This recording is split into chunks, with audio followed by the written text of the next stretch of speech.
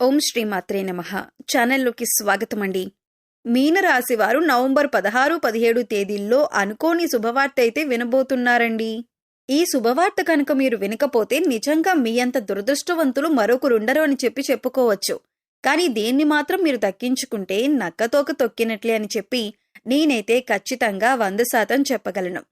ఒక వివాహం కాని స్త్రీ కారణంగా మీ కుటుంబంపై జరిగేది తెలిస్తే నిజంగా మీరు షాక్ అవుతారు. ఈ వీడియో మీ కంటపడింది అంటే పరమేశ్వరుని అనుగ్రహం అనేది మీ యందు ఉంది కాబట్టే ఈ వీడియో కంటపడింది అని చెప్పి భావించి వీడియోని చివరి వరకు చూసే ప్రయత్నం చేయండి. కింద ఓం నమః శివాయ అని చెప్పి కామెంట్ చేయండి. ఇక ఆలస్యం చేయకుండా మనం ఈ రాశి వారి గురించి అయితే ఇప్పుడు తెలుసుకుందాం. ఈ రాశి వారి గురించి అసలు నిజం మాట్లాడాలి అంటే గతం గతః అని చెప్పి చాలా వరకు కూడా మర్చిపోవాలని చెప్పి ప్రయత్నిస్తూ ఉంటారు. ఎంత మర్చిపోవాలి అని చెప్పి మనసుని వాళ్ళు అంటే ఆ యొక్క సిద్ధం చేసుకునే పద్ధతి ఉంటుంది కదా, అలా మనసుని సిద్ధం చేసుకోవటానికి ప్రయత్నించినప్పటికీ కూడాను కొన్ని జ్ఞాపకాలైతే అడుగడుగునా కూడా వీరిని వెంటాడి వేధిస్తూ ఉంటాయి.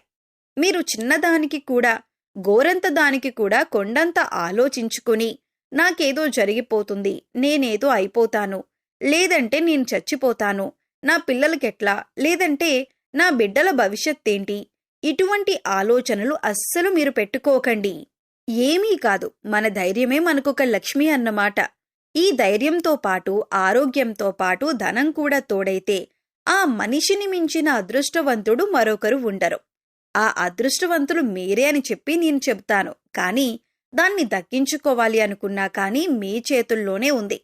అలా కాదు, మేమెప్పుడూ కూడా మూడౌట్గానే ఉంటాం, మేమేదో ఒకటి ఆలోచిస్తూనే ఉంటాం, మేమతిగా ఆలోచన చేస్తూనే ఉంటాం, మాతో గొడవలు పడేవారితో మేము గొడవలు పడుతూనే ఉంటాం, మాకీ లైఫ్ అనేది ఇట్లాగే ఇదిగా ఉంది, గొడవలతోనే బాగుంది, గొడవలతోనే మేమిదైపోతాం, మాకే ఆరోగ్యం వద్దు అని అనుకుంటే మీ ఇష్టం. గొడవ పడటం అంటే ఒక కోపం అనేది మన మనసులోకి మన శరీరంలోకి ఎంటర్ అయ్యింది అంటే మన శరీరంలో ప్రతి అవయవం మీద అది ప్రభావం చూపిస్తుంది. కేవలం ఆ ఒక్క కోపం మానసిక మెదడుని డిస్టర్బ్ చేస్తుంది.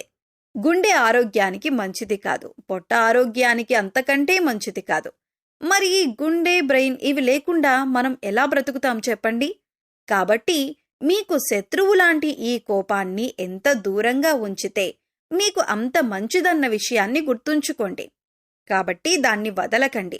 మీరిప్పుడు మనసులో ఏదైతే అనుకుంటున్నారో, నేను హ్యాపీగా ఉంటాను, నేనెవరిని పట్టించుకోను, గొడవలు పడను, ప్రశాంతంగా ఉంటాను, నా పని నేను చేసుకుంటాను, నాకు నష్టాన్ని కలిగించే వారికి, నన్ను నష్టపెట్టే వస్తువులకి నేను దూరంగా ఉంటాను, ఇప్పటినుంచి నా గురించి నేను ఆలోచించుకుంటాను అని మీరు ఏదైతే నిర్ణయం మీద స్టిక్ అయి ఉన్నారో దాని మీదనే ఉండిపోండి. అలా ఉంటే నక్కతోక తొక్కినట్లే. ఎందుకంటే అన్నీ కలిసి వస్తాయి.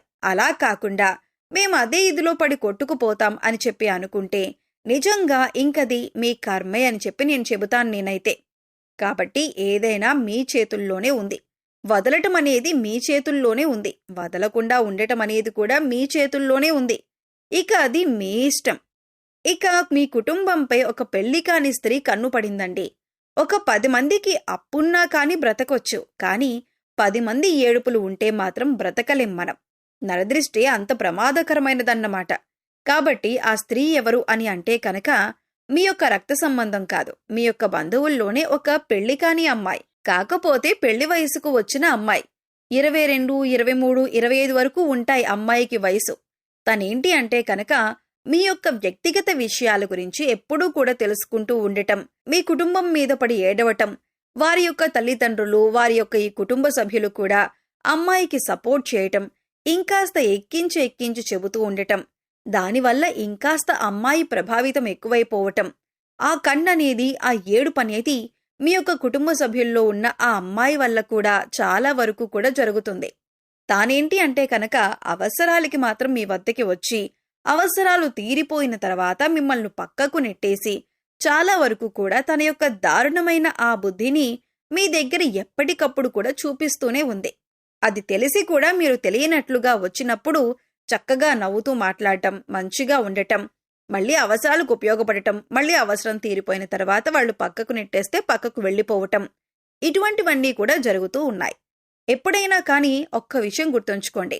మనకి నష్టం చేసేవాళ్ళు, మనకి అవసరాలకు ఉపయోగపడని వారు, మనకి ఎంత దగ్గరగా అంటే ఆప్తులైనా కానీ మనకి వారితో ఫరక్ పడదన్నమాట.